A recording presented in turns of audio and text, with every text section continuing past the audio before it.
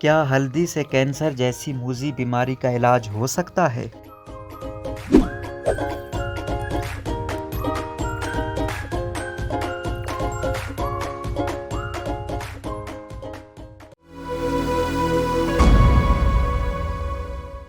ہلدی انڈیا، پاکستان سمیت تمام جنوبی ایشیائی ممالک کے کچن میں استعمال ہوتی ہے، لیکن کیا ہلدی صرف ذائقے کے لیے استعمال ہوتی ہے یا یہ ہماری صحت کو بہتر بنا کر کینسر سے بچا سکتی ہے؟ آپ کو اس طرح کے ہزاروں مضامین مل جائیں گے جن میں بتایا گیا ہے کہ کس طرح ہلدی سینے کی جلن، بدہضمی سے لے کر ذیابیطس، ڈپریشن، الزائمر جیسی سنگین بیماریوں کا علاج کر سکتی ہے، یہاں تک کہ اس سے کینسر کا علاج بھی ہو سکتا ہے۔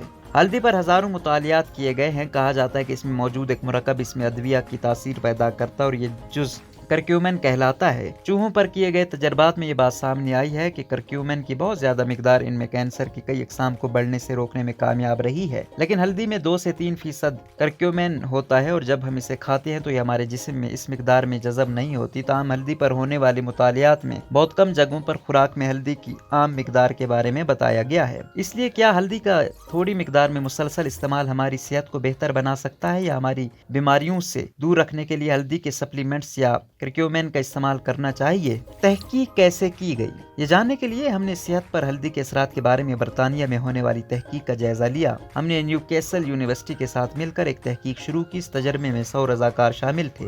ان لوگوں کو 3 گروہوں میں تقسیم کیا گیا۔ پہلے گروپ کو ہر روز 1 چائے کا چمچ ہلدی دی جاتی تھی۔ دوسرے گروپ کو اتنی ہی مقدار میں ہلدی بطور سپلیمنٹ دی گئی۔ تیسرے گروہ کو ہلدی کہہ کر کچھ اور دیا گیا۔ ہم نے ان کے خون کے نمونے پر 3 ٹیسٹ کیے۔ پہلے ٹیسٹ میں دیکھا گیا کہ ہلدی کھانے والے شخص کے خون کے خلیات کس طرح سوزش کے خلاف مزاحمت کرتے ہیں اور اس سے پتہ چلا کہ اس کا مدافعتی نظام کتنا صحت مند ہے۔ اس سے جاننے میں مدد مل سکتی ہے کہ کیا ہلدی سوزش کو اتنی کم کر سکتی ہے کہ ذیابیطس جیسے دائمی بیماریوں کو متاثر کر سکے۔ یہ ٹیسٹ نیوکیسل یونیورسٹی میں پی بی بایو سائنس نے تیار کیا۔ اسے آکسیڈیٹیو سٹریس ٹیسٹ کہا جاتا ہے۔ ٹیسٹ کے دوسرے دور میں خون کے سفید خلیات کی گنتی کی گئی۔ اس کے نتائج ڈی این اے ٹیسٹ کے لیے درکار تھے، لیکن اس کے تجزیے سے ہمیں تحقیق میں شامل لوگوں کے مدافعتی نظام کی حالت کا بھی اشارہ ملا۔ تیسرا ٹیسٹ یونیورسٹی کالج لندن نے تیار کیا تھا۔ اس میں ڈی این اے کی میتھلیشن کا پتہ چلا۔ یہ تحقیق ہلدی کے کینسر مخالف خصوصیات جاننے کے لیے کی گئی۔ Oxidative stress test Newcastle university میں تیار کیا گیا تھا۔ ان کے مطابق تحقیق میں شامل افراد کے 3 گروہوں میں آکسیڈیٹیو سٹریس کی سطح برابر ہے۔ موسمیاتی تبدیلی کا اثر ہمارے مدافعتی نظام پر پڑتا ہے۔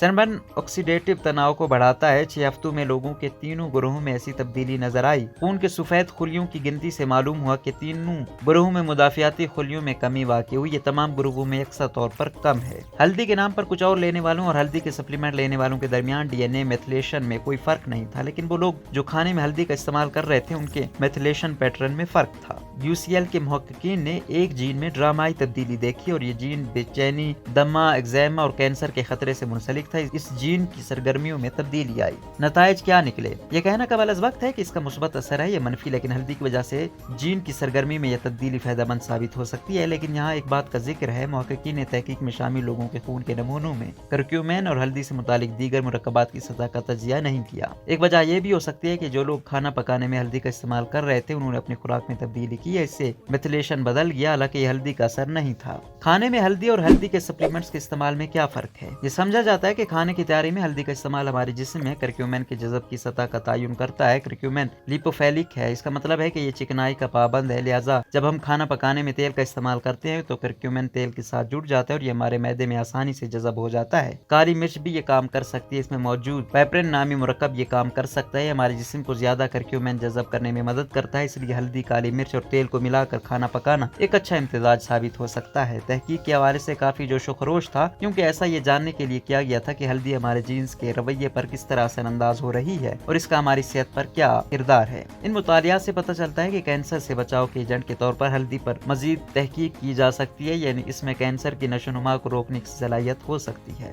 ہلدی صحت کے لیے فائدہ مند ثابت ہو سکتی ہے، تاہم کینسر یا دل کی بیماری جیسی طویل المیعاد بیماریوں کے بڑھنے کے خطرے کو کم کرنے کا راستہ تلاش کرنا بہت مشکل ہے۔ لہٰذا کوئی بھی ٹیسٹ جو ان بیماریوں کی درست ابتدائی وارننگ دیتا ہو یا اس سے متعلقہ خطرے میں ہلکی تبدیلیوں کا بھی پتہ لگانے کے لیے کافی حساس ہو۔ تحقیقی نتائج یہ بھی بتاتے ہیں کہ ہلدی کو کم مقدار میں مسلسل کھانے سے ہمارے جسم پر مثبت اثرات مرتب ہوتی ہیں۔ ابھی یہ تحقیق اپنے ابتدائی مراحل میں ہے، لیکن یہ کہا جا سکتا ہے کہ ہلدی آپ کو کئی پرانی بیماریوں سے بچانے میں مدد دے سکتی ہے، اس لیے کھانے میں ہلدی کا استعمال آپ کی صحت کو بہتر بنا سکتا ہے۔